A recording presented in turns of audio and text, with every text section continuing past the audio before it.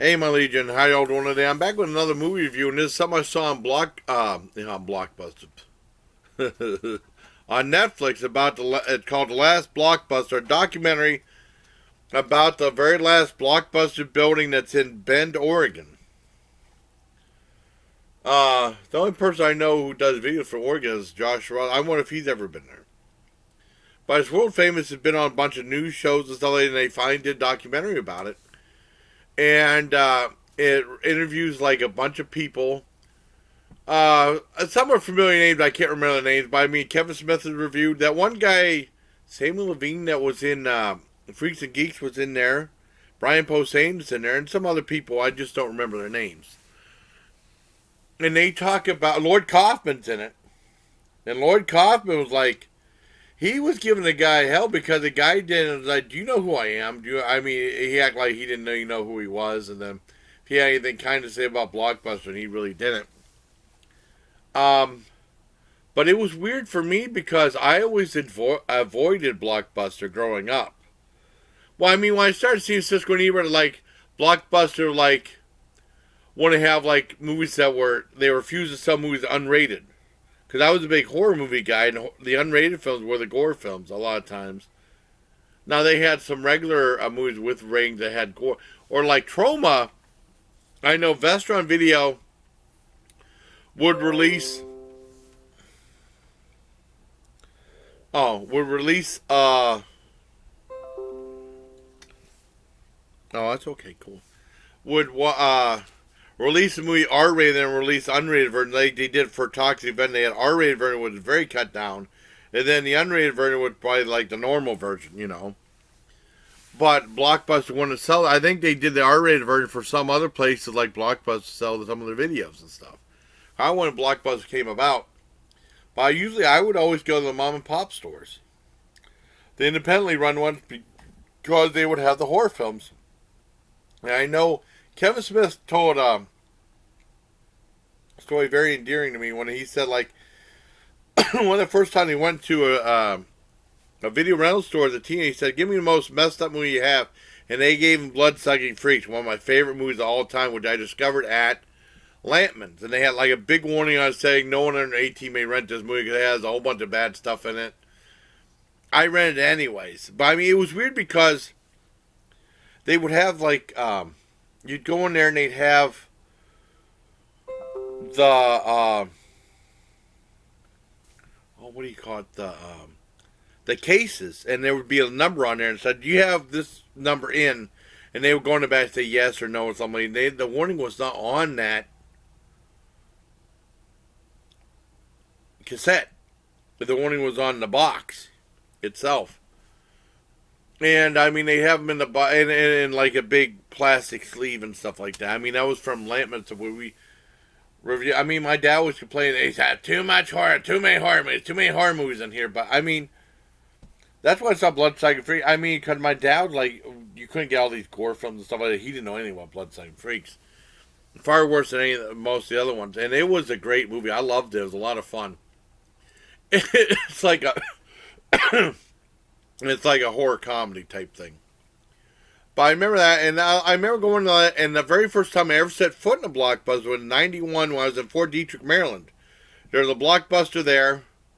When I said, well, I'll go over there and see what they have, because I always go to the horror movie section.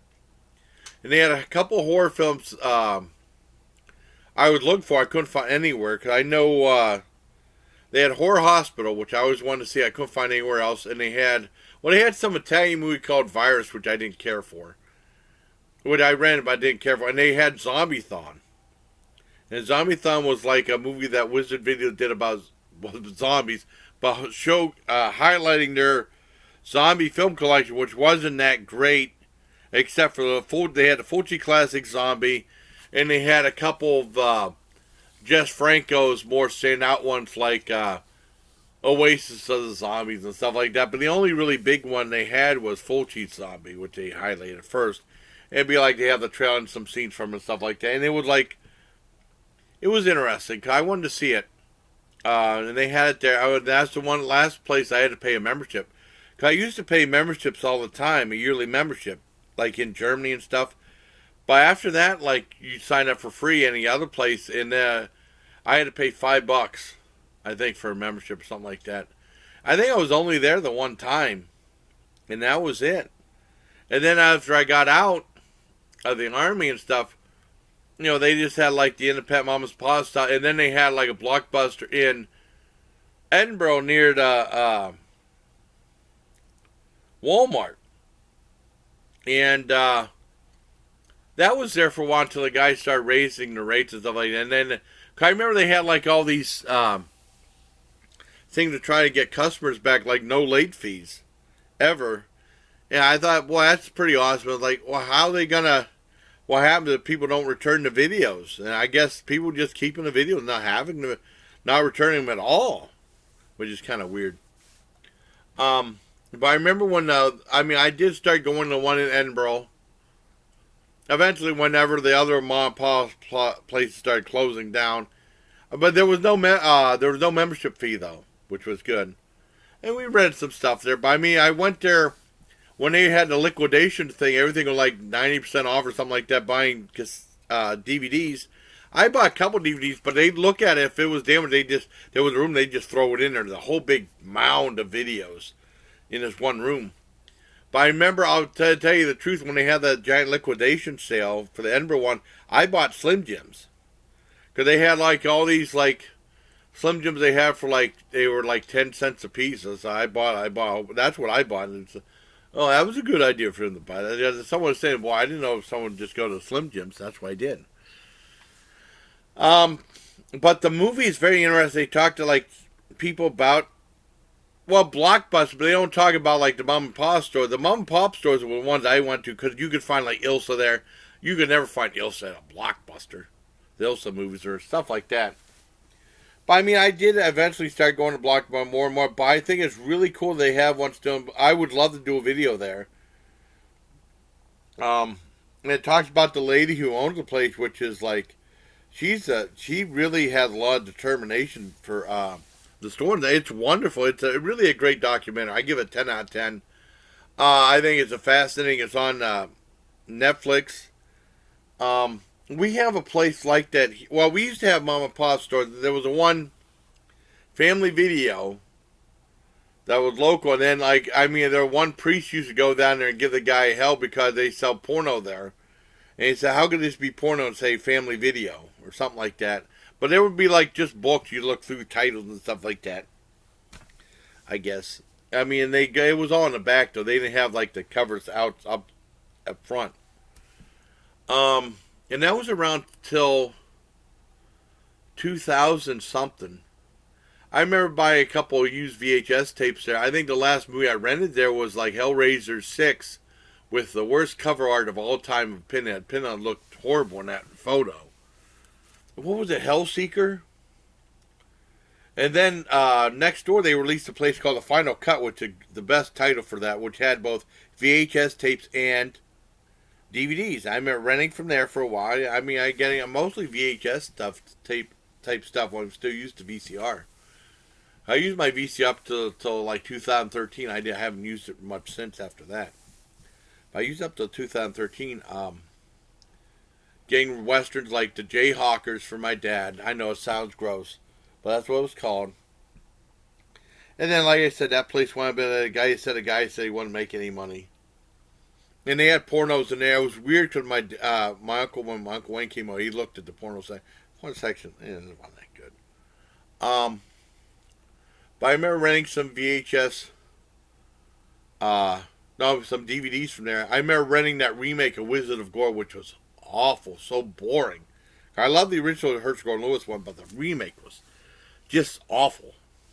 It was just boring with what's that guy's name? The weird one, Crispin Glover playing like the Montag, but it had nothing to do. It was just a boring movie. So pretty much attention for folks Blockbuster, and then Blockbuster closed down. I don't know, 2010, 2011, and then, and then that was it. Or you go to or you could rent movies at the library. I've done that some too. Or I remember the worst night renting movies at the library, renting I haven't seen anything with Uli Lomel for a while, and I rented, what was it, I think Curse of the Zodiac, which was horrifically bad, almost unwatchable. I watched the whole thing; it was painful, and also Creepshow 3, which was unwatchable. But I mean, it was more watchable than the Uli Lomel film. That was a bad night of renting. I was, boy, that was horrible. I mean, someone told me when Creepshow 3 came out, so they did a sequel, Creepshow, I was excited about. It says about $20 at Walmart. Boy, I'm sure glad I didn't get it. It was so bad. And then after that, you're focused on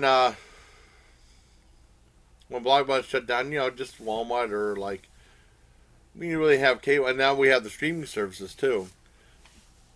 And they said Netflix. And they said people thought Netflix was what ruined Blockbuster. There's a whole bunch of other things though. But I mean, they said that I think Netflix offered to buy Blockbuster or the other way around. I mean, they turned them down or so they laughed them out of business for like 50 million or something. I can't remember. But like the no late fees charge was, hurt them and stuff. But I mean, like I said, it's a fascinating documentary. Definitely check it out if you have like a nostalgia for stuff like that, like I do. But I was never a huge Blockbuster fan. Lloyd Kaufman said he had nothing good to say about Blockbuster probably because they didn't sell his films that much there. You know what I mean? Because a lot of those were unrated. But I was more a fan of the mom and pop stores because they had more variety of stuff. And then they had stores that looked like Blockbuster. Oh, and in our area, there was a place called Film Fest, either Film Fest Video or something like that has a setup like Blockbuster in Girard and near the airport. I don't know if that place is still around or not, especially with COVID and stuff like that.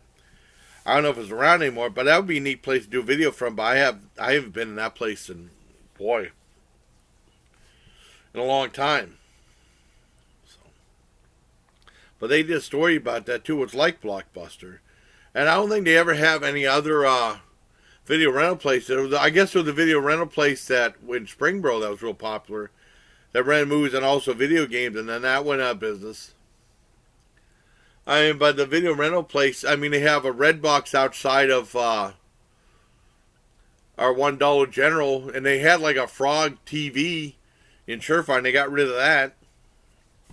Frog DVD was like a kiosk where they got rid of that too. I mean, I don't know, it's just gone, it's just streaming now, I guess. But I mean, you could still rent movies at the library, I guess.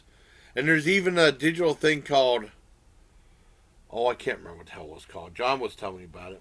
We have a library card, and it's like, you can rent movies and books and stuff like that. But they have like, restrictions and stuff. So, I hope you like this review of The Last Blockbuster. It's on Netflix right now. It's very entertaining. If you have like nostalgia for that, I highly recommend it. So I hope you like this video. Bye. Till next time, please take care, my legion.